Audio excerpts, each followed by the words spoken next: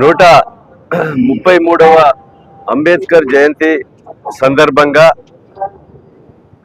దేశవ్యాప్తంగా